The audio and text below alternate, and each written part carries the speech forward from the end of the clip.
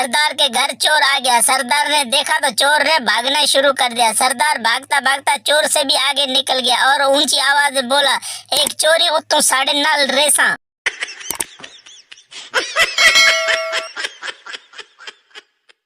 सास, बेटी आज से यही तुम्हारा घर है। आज से तुम मुझे अम्मी और अपने ससुर को अब्बू कहना। शाम को उसका शौहर घर आया तो बोली, अम्मी भाई घर आ गए।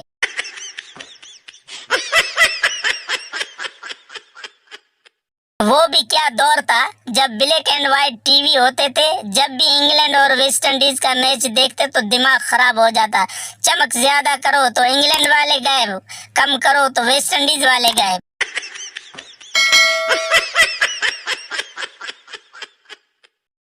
एक मलंग इंग्लैंड गया और उसका दोस्त उसको नाइट क्लब ले गया। नाइट क्लब में जाकर खूब नाचा और नाचते नाचते बोला, ओए कंजरो मैनू एते दसो ए केड़े बाबे दा उर्स है।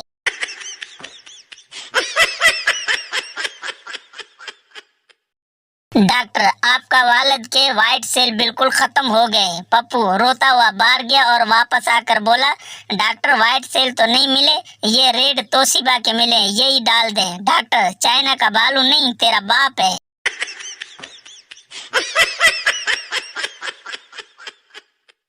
दोस्त, भाई कल तुझे क्या हुआ था, बहुत दुखी था। दूसरा दोस्त, हाँ यार कल बीवी 25,000 रुपए की साड़ी ले आई। पहला दोस्त, तो आज इतना खुश क्यों हो। दूसरा दोस्त, वो तेरी बीवी को दिखाने चली गई।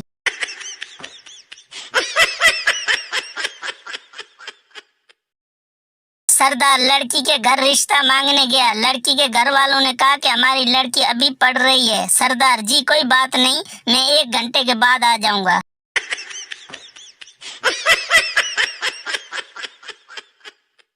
एक आदमी भागता हुआ होटल के मैनेजर के पास आया और हाँफता हुआ बोला, जल्दी चलो, मेरी बीवी होटल की खिड़की से कूदकर जान देना चाहती है।